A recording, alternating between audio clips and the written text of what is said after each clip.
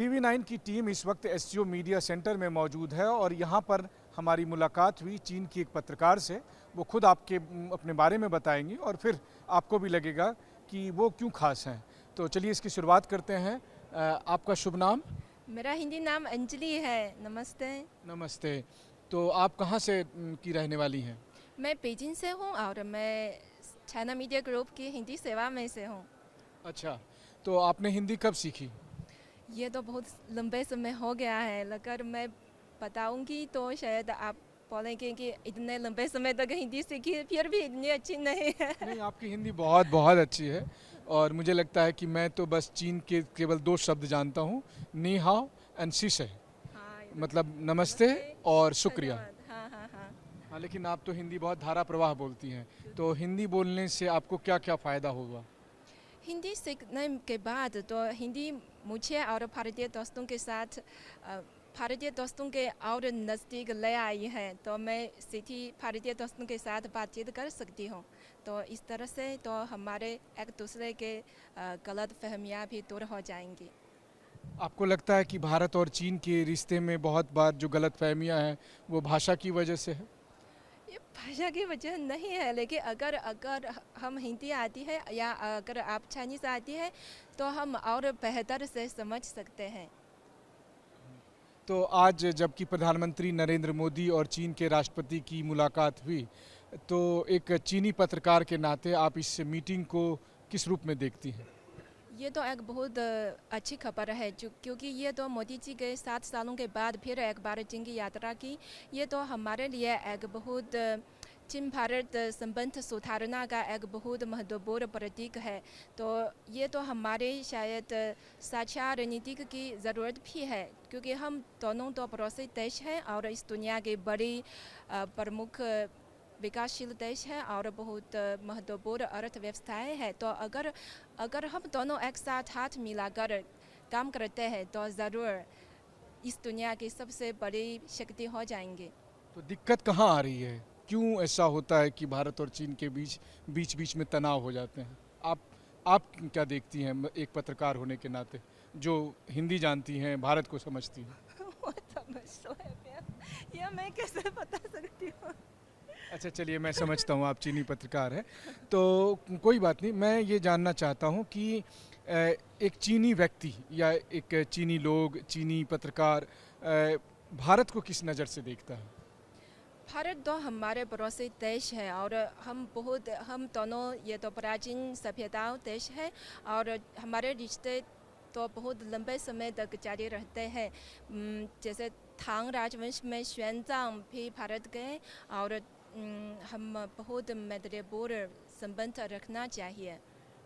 तो चीनी लोग भारतीय संस्कृति को बहुत पसंद है, बॉलीवुड डांस यहाँ जैसे ये सुंदर कपड़े, साड़ी और इंडिया के बहुत स्वादिष्ट खाना भी बहुत पसंद करते हैं। लेकिन शायद पिछले 5 सालों से क्योंकि वीज़ा की समस्या है तो हम वहाँ खुद नहीं जा सकते हैं। अभी तो वीज़ा खोल गया है और हमारा सिटी उड़ान भी शुरू होने वाला है, तो हम खुद वहाँ जाकर खुद देख सकते हैं। तो आप बहुत खुश हैं इस बात से कि अब ये दोनों देश एक दूसरे को वीज़ा देंगे और सीधी उड़ान शुरू होगी, यानी डायरेक्ट फ़्लाइट होगी, तो आप आसानी से जा सकेंगी और फिर भारत घूम सकेंगी। हाँ, ये तो पिछली बार जब मैं भारत गई तो ये 5 साल से पहले की पुरानी बात थी। अब तो मैं हर दिन वहाँ जाना चाहती हूँ, वहाँ खुद देखना चाहती हूँ और वहाँ के लोगों के साथ बातचीत करना चाहती हूँ, क्योंकि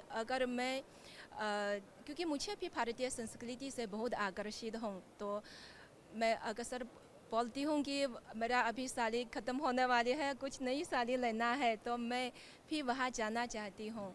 आप साड़ी लेने के लिए भारत जाना चाहती हैं? यहाँ खूब का अनुभव करने के लिए। अच्छा, तो इस बीच में मुझे एक बात बताइए, आप कितनी बार भारत गई हैं? मैं तो पहले नई दिल्ली में 1 साल के लिए रहती भी थी। TU में हिंदी सीखती थी और इसके बाद हर साल कम से कम 1 या 2 बार वहाँ जाती थी, लेकिन फिर 5 साल से नहीं गई। फिर 5 साल पहले 2020 में गलवान, जो इंडिया चाइना के बॉर्डर पर इंडियन टेरिटरी है, वहाँ पर दोनों सैनिकों के बीच लड़ाई हो गई और उसके बाद टेंशन हो गया। हाँ तो अब वो टेंशन ख़त्म हो गया है। अभी तो सुधार हो रहा है ना, जैसे इस साल तो चीन और भारत इसके मुद्दों पर कई बार संवाद हुए हैं, तो शायद अभी दूर हो जाएगा ये सभी समस्या। आपको क्या लगता है कि भारत और चीन के बीच में अगर समस्या सारी दूर हो जाएगी तो क्या क्या फ़ायदे होंगे? जैसे महात्मा गांधी जी भी कहा था कि एकता से तो शक्ति है। अगर हम एक साथ काम मिलकर काम करते हैं तो ज़रूर चमकदार भी दे सकते हैं। जैसे भारत में भी एक बहुत प्रसिद्ध कहावत है, वसुधैव कुटुंबकम। तो उम्मीद है कि भविष्य में हम सभी एक परिवार है और हिंदी चीनी भाई भाई। क्या बात है, आपकी हिंदी और फिर वसुधैव कुटुंबकम का जितने अच्छे से आपने अभी उच्चारण किया, ये काबिले तारीफ़ है। मुझे नहीं लगता है कि मैं चीन के किसी भी इस तरह के शब्द का जो है सो उच्चारण कर पाऊँगा। जैसे कि आपका चीनी नाम क्या है? चांग xiao। चांग स्याओ। हाँ मैंने ठीक से बोल दिया? हाँ हाँ, बिल्कुल सही है। चलिए ठीक है। तो लेकिन फिर वही बात आती है कि जो असली मुद्दे की बात है, उस मामले में क्या चीन के लोग और चीन की सरकार भारत को लेकर एक जैसा सोचती है, या फिर ऐसा है कि सरकार के स्तर पर अंतर है लेकिन चीन के लोग भारत से बहुत प्यार करते हैं? मेरे ख्याल से तो चीनी सरकार भी हम एक दूसरे से सहयोग करना चाहते हैं, क्योंकि हम चीन और भारत के व्यापारिक महत्वपूर्ण व्यापारिक साझेदार भी है। इससे पहले तो शायद हर साल कम से कम 100 तो अरब डॉलर का ये व्यापार करते हैं। तो बाद में हमारे लिए भी बहुत ज़्यादा सहयोग की बहुत संभावनाएं भी है। तो इसलिए शायद सरकार भी हमारे ये इच्छा है हम एक दूसरे से सहयोग करना। यह हमारा एकमात्र रास्ता है, सहयोग और एकता। क्या आप भारत के बारे में इतनी अच्छी बातें कर रही हैं, हिंदी इतनी अच्छी बोलती हैं, भारत की संस्कृति से आप इतना प्यार करती हैं, भारत के पहनावे खान पान से इतना प्यार करती हैं, कभी आपको मौका मिले कि भारत और चीन में से कहीं एक बस ना हो, तब क्या करेंगे आप? अ, अ,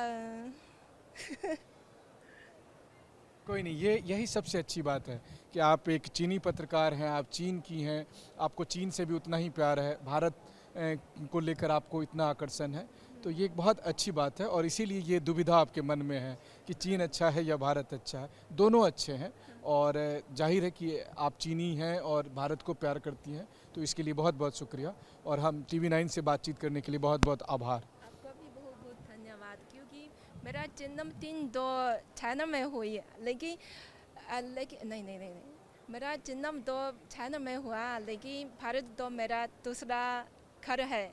इसलिए मैं दोनों को प्यार करती हूँ। चलिए, बहुत अच्छी बात है। तो कैमरामैन गंगा सिंह के साथ मनीष झा, TV9, तियानजिन, चीन।